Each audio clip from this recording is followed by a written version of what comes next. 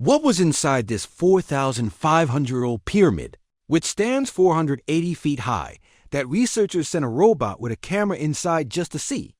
The robot's camera stopped at one point because it faced a stone slab. Researchers thought there was a secret behind this slab, something hidden for 4,500 years. They were determined to uncover it no matter what. So they attached a drill to the robot, which made a small hole in the stone. Then they sent another camera through the hole and saw something no one had seen in 4,500 years. Welcome back to the video. Viewers, there are 138 pyramids in Egypt, 3 of which are tall. These pyramids have survived many earthquakes and dangerous storms over thousands of years, yet not one has moved. The tallest and largest among them is called the Great Pyramid of Giza. Its base is 31 acres, which means it could fit 9 football fields inside. It is estimated that 2.3 million large stones were used to build it, many of which weighed 50 tons.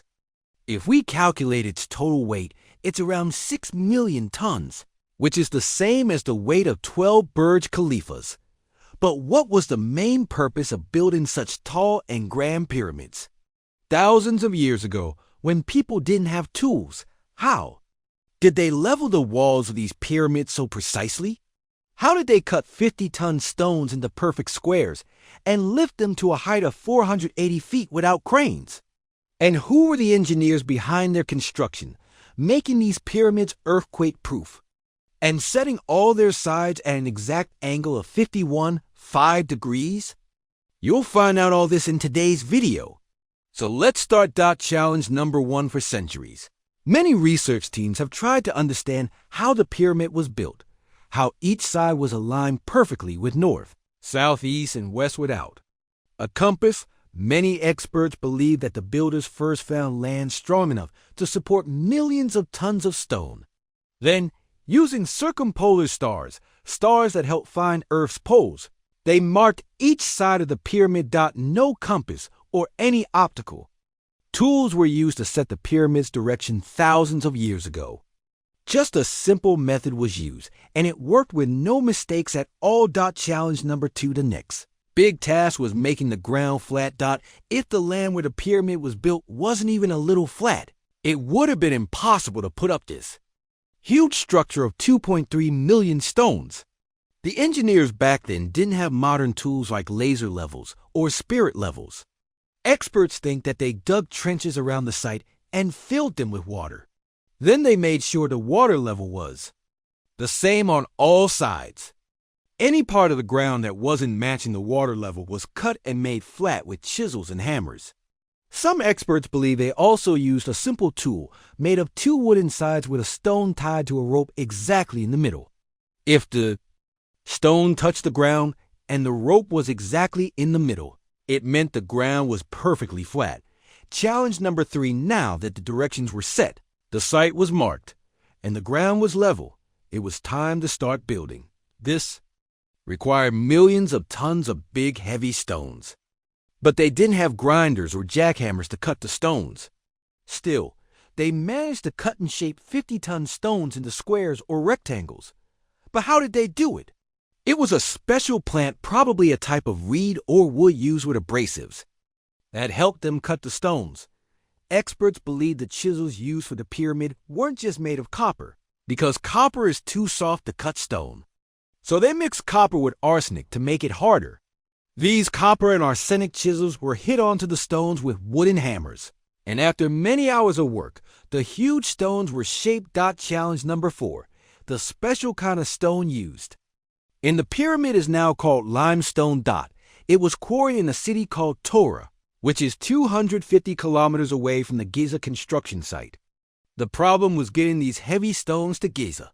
Each stone weighed 50 tons, or 50,000 kilograms, which is about the same as 3 passenger buses. Millions of these stones were needed for just one pyramid. No animals could carry such heavy loads back then, and there were no trucks. Even if this work had to be done today, transport companies would still face a big challenge. Amazingly, the work was done using rafts and boats. They used the river between Tora and Giza, stones were placed on big boats and taken to the pyramid site. Experts think this was no easy task. Loading and unloading such large stones on ships would have needed at least 500 workers working at the same time. Challenge. Number 5, the team of experts studying how the pyramid was built had found answers to many questions. But one thing kept troubling them. The limestone was cut, moved, and placed one on top of the other during construction. The problem was how the stones were lifted to such heights. Many experts think the builders planned for them to be raised either along a spiral path or in a zigzag way. But it's clear that 50,000 kilogram stones were pulled up with the help of a large group of workers. Challenge. Number 6, it wasn't just about millions of workers using chisels and hammers to cut limestone and move large stones. They also built compartments, entry paths, and small tunnels inside the pyramid. Everything else was fine. But one thing surprised the experts. The stone used in the inner compartments wasn't limestone. It was granite. Granite is considered the hardest stone in the world, after diamonds. Even now, in the modern era, granite can't be cut without big grinders.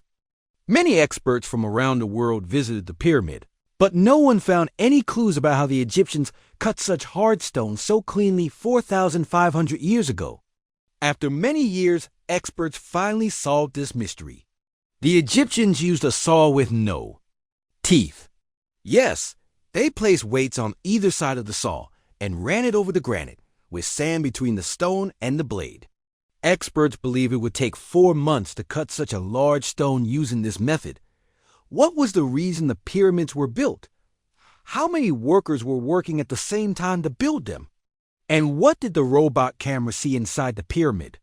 When it made a hole in the stone, a view that no one had seen in over 4,500 years? You'll find out all this and more in part 2 of this video. Thank you so much for your kind comments and likes. See you in the next exciting part of the video.